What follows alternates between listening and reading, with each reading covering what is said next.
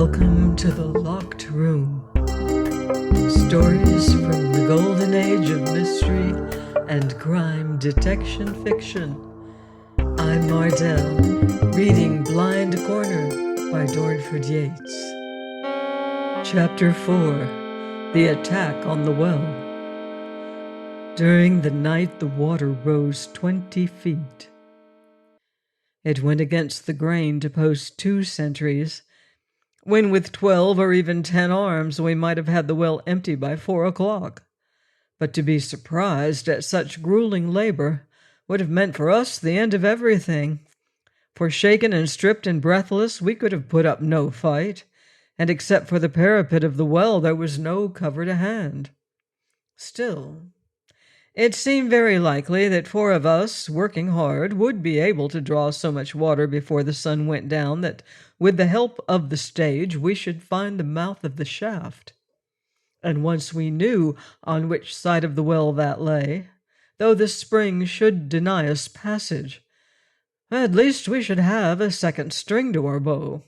With this object, we labored till lunchtime like men possessed. At least Mansell and the servants labored, whilst I sat above on the peak with a rifle across my knees. Hanbury was at the shrine. At one, Rowley took my place and Carson Hanbury's. This relief had not long been done, and we were at lunch in the meadow when, as Hanbury had told us would happen, for he had seen him en route, the landlord of the inn arrived. As he emerged from the wood, he looked around him, and when he saw us at meat, he threw up his hands. I made sure, as Mansell did, that Rose Noble was dead, but it soon appeared that the fellow was only distressed to find that our zeal to attempt to empty the well was unabated. "Sirs," he cried, bubbling, "it is dreadful to see you so bent upon so hopeless a task. You are killing yourselves in vain. I've sought everywhere for helpers, but when I tell them for what their help is required, they laugh me to scorn. You will not get a man in all Corinthia. And the trout lie in the streams about you, thick as autumn leaves." Mansell laughed. "The springs are the devil," he said, "but we haven't given up hope." "Ah, sir," said the innkeeper, "but listen. You have not begun. You are still dealing with the first spring, when you are 20 feet down." "Make it 40, said Mansell, "to be exact. 43.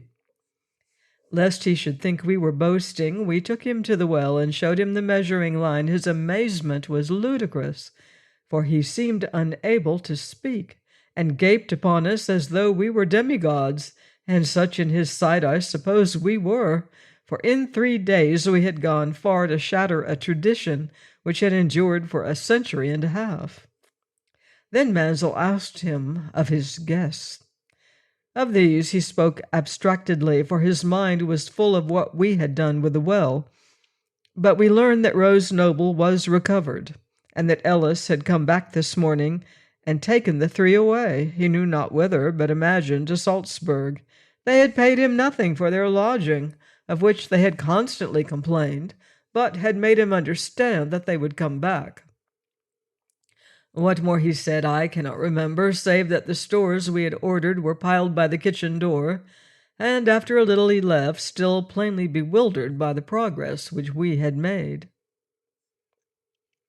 I was for instantly withdrawing the 2 sentinels, and making a mighty effort to get the treasure that night. But to this Mansell would not consent, for fear that Rose Noble and Ellis were not gone at all, but had pretended departure, in the hope that the news would reach us and throw us off our guard. He suggested instead that Hanbury and I should only work for 2 hours, and should then relieve Carson and Rowley. For in that way, he said, at sundown Carson and Rowley will be done and can go to bed, but you and Hanbury will be as fresh as paint, and if Bell and I go gently this afternoon, we shall still have something to spare at 9 o'clock. To Hanbury and me this arrangement seemed more than good, except that we both begged Mansell to give himself a rest, but of this he would not hear. For the next 2 hours, therefore, we worked as hard as we could, but the honors of the day went to Carson and Rowley, for while I sat on my hilltop I could hear them at work, and knowing how severe was the labor, I would not have believed that two men could maintain the pace they did for nearly 5 hours. When I came in at sundown, the two were ready to drop, but they looked very pleased, and Mansell told me with a smile that they had uncovered the shaft. Half an hour back, he said, the suck and gurgle of air, disputing with water, had told its tale, and though to ascend at once might be impossible, enough of the mouth was open for us to survey the shaft. Then Hanbury and I made haste to fetch the stage, and Carson and Rowley were ordered back to the house. They were reluctant to go, but Mansell was determined that they should have food and rest. "And if you stay here," said he, "you will have neither, but will drift into helping us when you're too tired to help yourselves. And it's possible that we may need you in 2 hours' time, so go and eat and sleep while you have the chance." Bell and Tester went with them, for Bell was to keep watch and prepare some food, and Tester was to be tied up, because he was sure to be distressed if Mansell went down the well, and might even fall down in some effort to comfort his lord. Then I went down with the light and the beams which Carson and I had cut the night before. A foot or more of the mouth of the shaft was visible, and by directing the light I could see the steps within. But I never beheld a place which looked so black and uninviting, and there was now in the depths of the well an odor which I cannot exactly describe. It seemed to be a bad smell, grown faint with age. I had my beams in place in a minute of time, and then gave the signal for Hanbury to lower the planks. As might have been expected, the shaft was between the two beams, but so much had I twisted and turned during my descent that though I knew from the niches that it must run north or south, I could tell no more. But when the planks were in place, Mansell lowered the measuring line and under my direction moved it until it hung plumb over the middle of the mouth. This showed, as I afterwards found, that the shaft ran north towards the castle, and Hanbury marked the place by driving a peg out of sight into the ground. The stage, when I had built it, lay some 6 inches below the lintel of the mouth of the shaft. The water was rising fast, and I set the planks as close to the mouth as I could, so that by using the windlass, without disturbing the stage, we could do something to keep the water down. Then I was pulled up, and Mansell made ready to descend. Over his clothes he put on a waterproof suit, tight-fitting at the wrists and ankles, as at the waist and throat. In his pocket he had a torch, and that was all. Communication by shouting up and down the well had proved unsatisfactory, for the words arrived distorted and often unrecognizable. While I was below, therefore, Mansell and Hanbury had lashed a spring to the pulley beam and fastened a cord to the spring. This rude apparatus worked very well, for when the cord was pulled tight and then let go, the spring hit the beam with a smack which there was no mistaking. To the other end of the cord was fastened a biscuit tin, which, in case of trouble, we were to dash against the wall. We also took the bell which rang from the kitchen hall, and hung it inside the parapet, so that, were it to ring while he was below, Mansell would receive so important a direct signal. So soon as Mansell was down, we were to start bailing, and the signal that he was clear and that we could pull up the seat was to be for 2 strokes of the spring upon the pulley beam. We'd hardly begun to lower him when, to our dismay, the searchlight, which I had left burning upon the stage, went suddenly out. But Mansell cried to us to go on, and a moment later I saw the flash of his torch. Compared with the searchlight, this threw a miserable beam, and I was not at all happy to think he was going down thus embarrassed to a place which had seemed so dreadful when it was full of light. I think we all three had hopes that when he was down he would be able to put in order what had gone wrong, but if we had, they were in vain, for after a little the spring struck twice upon the beam, and when we pulled up the seat by which we had let him down, the lamp was hanging upon the hook beneath. Then we let down a bucket and started to bail, and we knew that Mansell was in the shaft, for the light which his torch had been giving had disappeared, and except that we labored steadily for about 5 minutes. That is as much as I know of that day's work, for then I was dealt such a blow on the back of my head that I fell down like an ox and lost consciousness. Hanbury saw me fall, but before he had time to cry out, he had been served as I had, and since he was still senseless when I sat up, Mansell alone of us three can speak to what followed the assault. This was the tale he told us so soon as he could.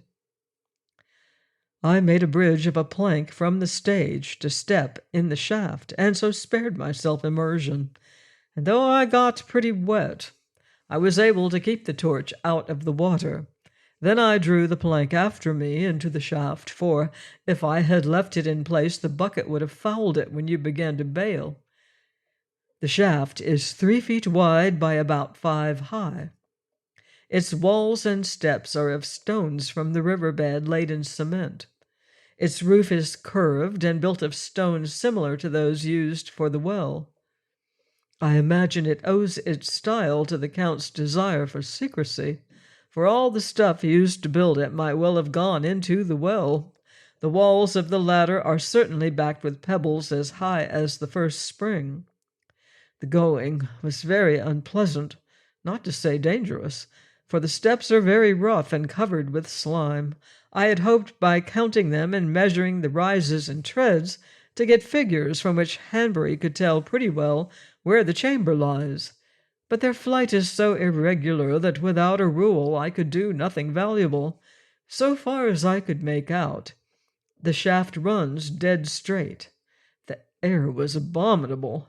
I had taken some 25 steps before I slipped. Now a fall in that shaft would be an ugly business, and I don't think you could complain if you broke no more than a leg. And as all things considered, it's not the place you'd choose for a first-class smash. I saved myself at the cost of dropping the torch. This, of course, was broken by the fall, and although I recovered it, it would give me no light. To proceed in the dark seemed futile, and I had just begun to retrace my steps when I became aware of a light which came from the well. I at once assumed that you had adjusted the searchlight and were letting it down, for I heard the windlass working. But a moment later I thought that I heard a whistle and stopped in my tracks. Someone alighted heavily on the stage.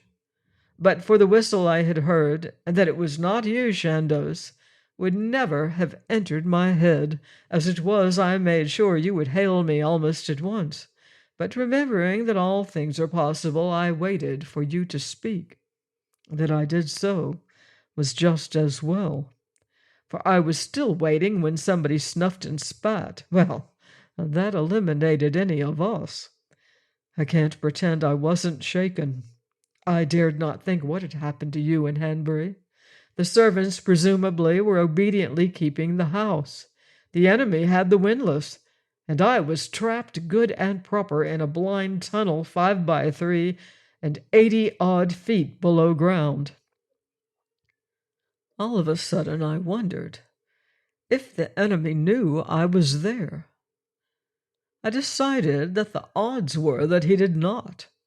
Unless he had seen me go down, there was no reason why he should know. The searchlight had failed, my torch had gone out. Although the stage was there, I had withdrawn my bridge.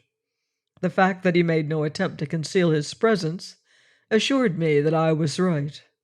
Instinctively, I began to reascend the shaft. I had not thought that even Rose Noble would suspect our work at the well, and the reflection that I had been so heartily outwitted and outclassed was very bitter. The attack had been well done. 1 minute you and Hanbury were bailing, the next One of the 5 was descending the well. I assumed that he had come to reconnoiter. When he had made his report, the others would bail for a while, and then the actual attempt to lift the treasure would be made. Unless I could reach the servants, I did not see how this could fail. I had taken 5 or 6 steps when a splash told me that my man was making the shaft, though there was still one spare plank. The idea of a bridge had not, I suppose, occurred to him. But after a struggle in which he went under water, I heard him make the steps. For a moment he stood, grunting and blowing and trying to get his breath. Then he began to ascend. This surprised me, for I had made certain that he would first produce a torch. But what astonished me still more was the progress he made, for he climbed as well as I had when I had seen my way. So we went up the shaft in single file, some 30-odd steps apart. My one idea, of course, was to get to the top of the well. The only way to do this was, unknown to the rest of the gang, to take his place and let them haul me up in his stead. What would happen when they saw their mistake, no one could tell, but with luck I should have been landed before they saw what they had done. It was quite plain that if I could escape the notice of the man in the shaft, I should stand a better chance of taking his place. Even if I had had room, I could not see to hit him under the jaw. Unless I could knock him senseless, he would probably let out a yell. I was unarmed, and by a hand-to-hand fight in the dark in such a place, I was as likely to come to harm as was he. But what weighed with me most of all was the natural reluctance to kill. Unless I laid him out, his shouts would give me away, but if I put him out of action in view of the pace at which the water was rising, he would either be drowned or trapped, probably trapped, and it seemed a shocking thing to sentence a fellow creature to such a terrible doom. To avoid him in the shaft was out of the question, but I thought if I could reach the chamber, I could let him go by to the treasure and start right back. I was not afraid of his hearing me, for I was going quietly, but he made a lot of noise. The shaft seemed endless, but at last I felt a step which was clear of ooze. I took it, and 2 more, and then something I hadn't expected told me that I was upon the threshold of the chamber itself. 4 iron bars set up on end in the way.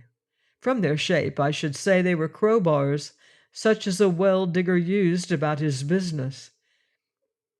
And I don't suppose it took 5 minutes to bed them, but once the cement had set, well, I don't know if you've ever filed iron, but it's tedious work. Top and bottom they were bedded into hewn stone. There's no doubt about it, Axel the Red was a very careful man. That it would come to a fight was now certain, so I set my back to the bars and awaited my man. Suddenly I heard the bell ring at the top of the well. My man heard it too and stopped, about 10 steps away. Of course, I knew what it meant and praised God, but he was clearly alarmed, for he was holding his breath and, I fancy, straining his ears. I know exactly how he felt, and believe me, I don't blame him. The bell rang again. A moment later I heard him begin to descend. Be sure I followed, and before I did so I tested every bar. They were all the same, nearly an inch thick, not very rusty, and not one of them would budge. Such plan as I now had was to follow him into the well. When he had been reassured by those at the top, I thought it more than likely that he would re-enter the shaft and try once again to reach the chamber. But whether he did or no, once I was in the well, I should be immeasurably better placed to deal with whatever arose, if for no other reason because to occupy that shaft, yet not dwell upon its undesirability as a retreat, is almost impossible. And here let me say that treasure or no, I was immensely surprised to find that any one of the 5 could withstand its terrors so well. Of the ugly side of nature, that kind of man usually fights very shy. Ellis, for instance, would never have gone down the well. I knew it wasn't Rose Noble, and Punter would have cursed. But whichever of the others it was, he was a brave man, for if the devil had not been driving, I wouldn't have gone up that shaft without a light for any money. The fellow descended steadily, and I came down after as fast as I dared. At last I heard him touch water. Then he took a deep breath and floundered out of the shaft. By the time he was on the stage, I was still 10 steps up. The water had risen, for they had not thought to bail, and the stage was submerged. I made what haste I could, but I heard no colloquy. I imagined that he whistled, but as I slid into the water, the windlass began to work, and when I took hold of the stage and could look about me, I saw my man in mid-air, lantern and all. I did not know whether to be sorry or glad, but what was much worse, I did not know what to think. What mystified me was their silence. This seems unnatural, and I could think of no reason why they should take him up without a word. I had pulled myself onto the stage and was listening to the click of the ratchet and watching the lantern rise, when all of a sudden I heard the windlass stop. Then a shot was fired, and after a moment I heard a flurry of voices at the top of the well. I assumed that the servants had come to dispute possession of the windlass, and generally counter the attack. And I would have given a lot to be above ground, but all the same it struck me that ill-placed as I was, I would very much sooner be standing upon the stage than dangling from the end of the chain some 40 feet up. I had just come to this conclusion when the man who was in mid-air expressed the same view. At least from the apprehension with which he invested an oath, I gathered that he felt his position. And directly I heard his voice, I knew who it was.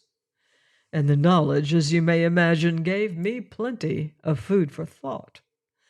So I stood very still and waited, with my eyes on the lantern and my back against the wall.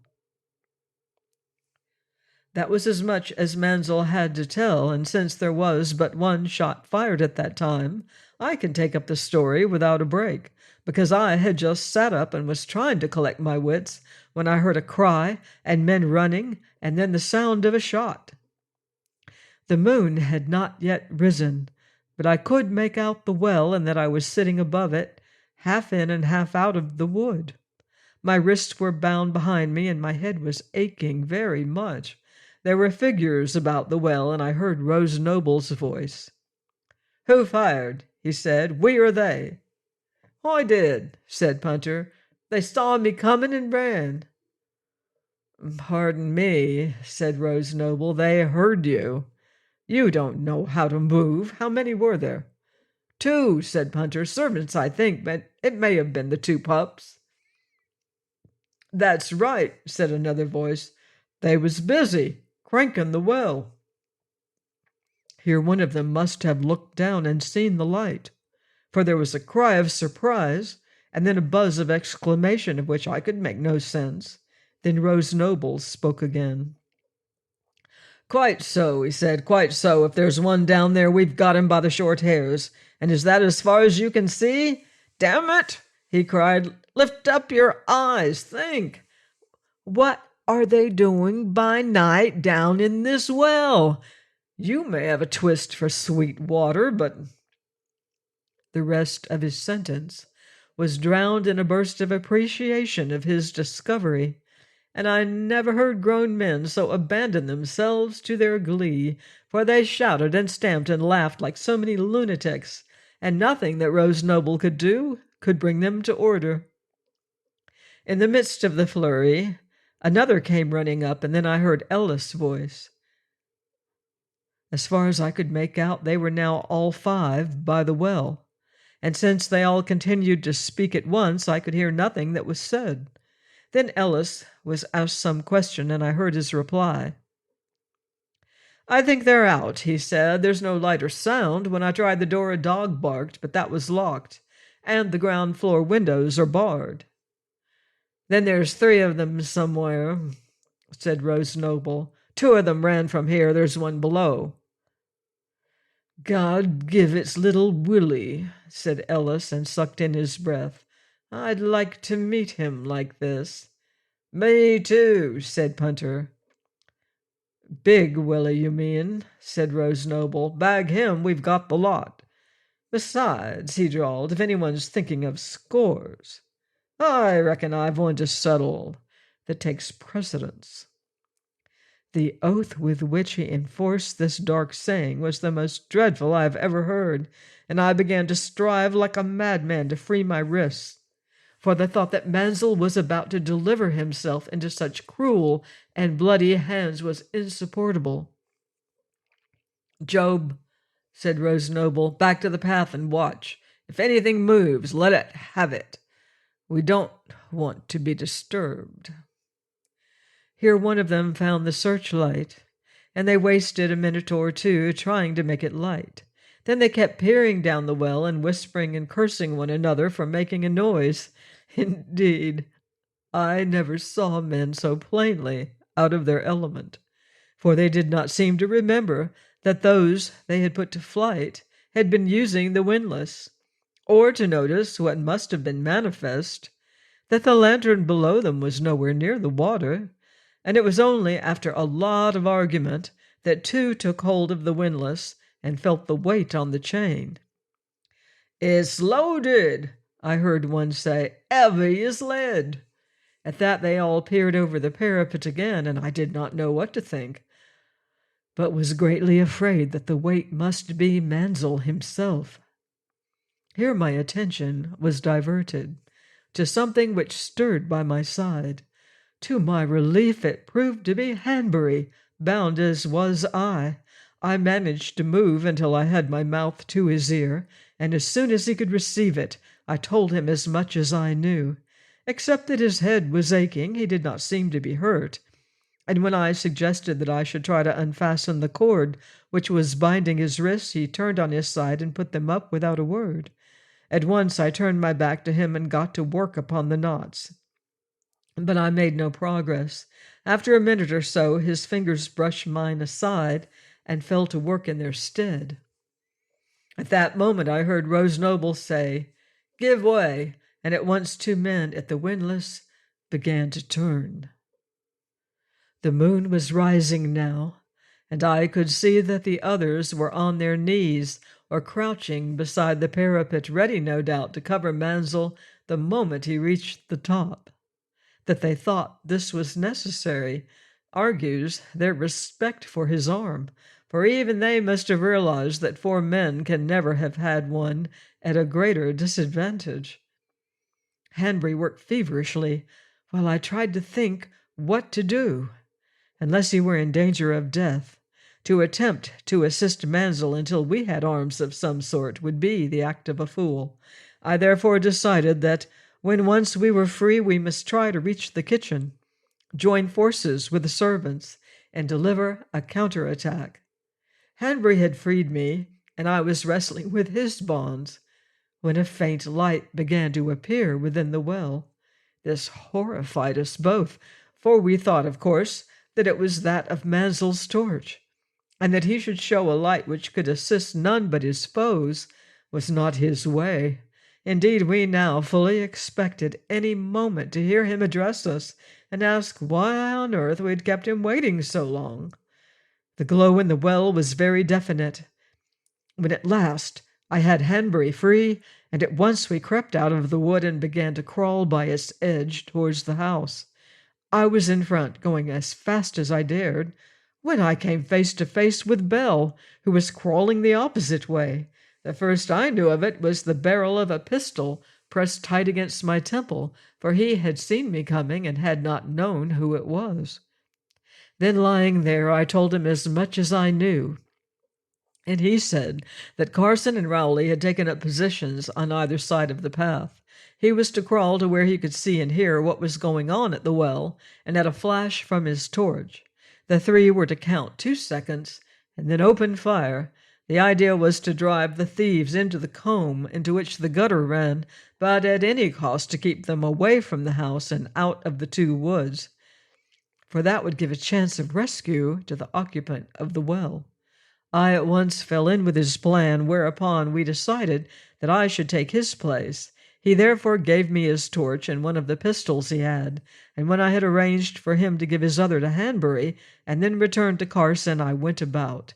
As I passed Hanbury, I told him that Bell was there, and when he had got his pistol, to stay where he was. I'd hardly done so when a sudden clamor arose at the top of the well. The light was gone, but all 4 men were peering at something within. At length, "Haul him in," said Rose Noble.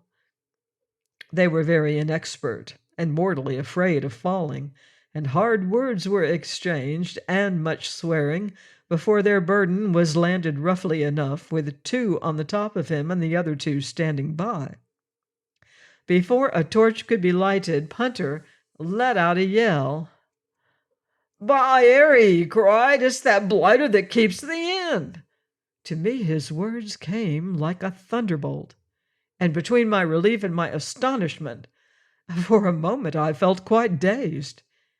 Then it occurred to me this was the moment to attack, and that a sudden assault coming upon them while they were so much engaged with the turn events had taken and were still uncertain what to think or do, would probably fare better than we could have hoped. So I took my pistol and torch, and directing the face of the latter towards the house, gave the agreed signal, counted 2 seconds, and fired. This was as Carson had arranged, and nothing could have been better, for the 5 of us fired almost at once, and so unexpected a volley would, I think, have disconcerted a Napoleon himself.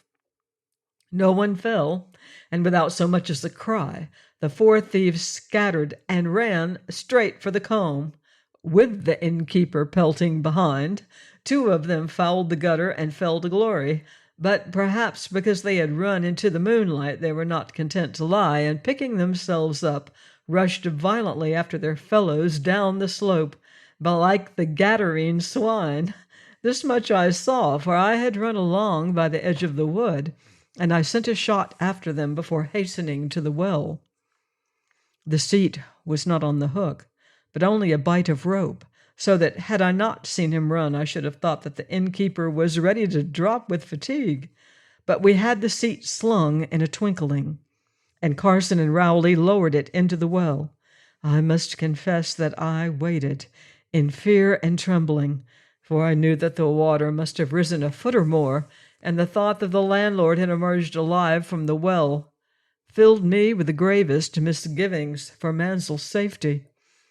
I was also quite sure that the thieves would presently return, when, if we had not raised Mansel, we should present to them as fair a target as they had offered to us, and the likelihood that they would bungle a second and better chance seemed small indeed. When the seat was nearly down, Hanbury took hold of the signal cord and swung the biscuit tin, and a moment later, to our indescribable relief, the spring struck once upon the beam. At once we locked the windlass, and in an instant another 2 blows gave us the signal to hoist. Then we all 5 fell upon the windlass and brought Mansel up with a run, and only waiting to take up the searchlight, the seat, the measuring line, and the bell, we left the meadow in good order, with Carson, rifle in hand, bringing up the rear. 2 minutes later we were within the house, where Tester greeted Mansel as though, in fact, he knew that he was risen from the dead. Now, here I will say what I should have set down before, namely, that the walls of the kitchen quarters were immensely thick, and must have formed part of the castle, which was burned down. The windows were high above ground and heavily barred, and since we had hung up curtains some distance away from the frames, neither by day nor night could anyone from without see into the rooms. Then supper was served, and Mansell and Bell and I each told his tale. Bell had little to add to what I now knew, but one thing he said we all found interesting, and that was that the second attack had undoubtedly come from the south, that is to say, from the combe into which we had packed the thieves. For, said Bell, although the alarm bell went, it went but once, and I think it was rung by one man coming up from the west. But when the innkeeper's party took to their heels, they ran north by the path through the woods and past the house. And since I'm sure that was not how they had come, they must have done so because they were driven that way. Only when all had been said did I remember Job. When I spoke of him, Carson smiled. I heard what Rose Noble said, sir, so it was hardly fair. He said, back to the path and watch. So I did as he said. I hope you didn't kill him, said Mansell. Oh, no, sir, said Carson. Then he hesitated. I was going to ask you, sir, supposing it had been Rose Noble. Mansell shook his head. Certainly not, he said. And here let me say, you can all of you thank your stars that you're such bad shots. I don't wish to sound ungrateful, but unless I'm being tortured, you must leave these volleys alone. That's the way people get hurt. Except in the last resort, you are never to fire to hit. That is the handicap or disadvantage of... As Tester growled, some object parted the curtains and fell clean onto a loose cushion which belonged to the rolls. The terrier leapt at it, but before I could think, Mansell had sent him flying, and with a great cry of "Down!" had hurled the thing into the kitchen and fallen upon his face. The next instant, a most frightful explosion shook the house, which I verily thought was coming about our ears, for the lights went out, and the whole of the plaster of the ceiling in the servants' hall fell down on our heads, and what with the confusion and the dust and the tinkle of falling glass and the sudden return of pain in the back of my head, my wits very nearly left me. And when I heard Mansell speaking, he seemed to be a great way off. Is anyone hurt? He said, and called the roll. Mercifully, no one was touched, for we had been all 6 in the servants' hall. And when he called Tester, I heard the dog rush in answer to lick his face. That was a bomb, said Hanbury dazedly. That was a bomb, said Mansell, and now I withdraw what I said a moment ago. You can shoot Rose Noble and Ellis as soon as you get the chance. I've tried to analyze the feelings of us all at that time, with poor success. Whether the lust for gold had mastered us, whether a hatred of the thieves suffused our outlook, whether their attempts to thwart it had but toughened our resolve, I cannot say, but I know that after the bomb had been thrown in our midst, we would one and all have died in agony rather than let the treasure fall into the enemy's hands. That we found the act an outrage was, I think, reasonable. We had certainly fired upon them, as Mansell had warned them we should do. But that we had done in the open, where they had a good chance of escape, and every opportunity of defending themselves. In return, they had taken a weapon of a barbarous kind, and had used it in circumstances so favorable to its energy that, had it not fallen where it did, and had the room door been shut, we must all 6 have perished miserably. In view of what had happened since sundown, we knew that one phase of our struggle had come to an untimely end. Our cake, so nearly baked, had fallen back into dough, and every plan we had made was now impracticable. But in spite of all there was to be decided, we were too much obsessed and confounded by the attempt, which had so nearly made an end of us all, to bring our minds to bear profitably upon other matters. Add to this that Mansell was physically worn out, and that Hanbury and I were suffering from the blows we had severally received. We therefore lay down to sleep in the harness room, to which directly after the explosion we had withdrawn. Tester was put in the rolls to watch the stables, and the servants were to take turns of guarding the passage which led to the kitchen hall. Yet, weary as we were for a long time, we could not sleep, and ridiculously enough, Hanbury and I were greatly troubled by thirst. But since our store of water stood in the kitchen, there was nothing to be done, for supposing it was still available, no one could have reached it in silence or without showing a light. Please join me next time for more explosive adventure in Blind Corner by Dornford Yates, here on The Locked Room. In the meantime, beware of footsteps in the dark.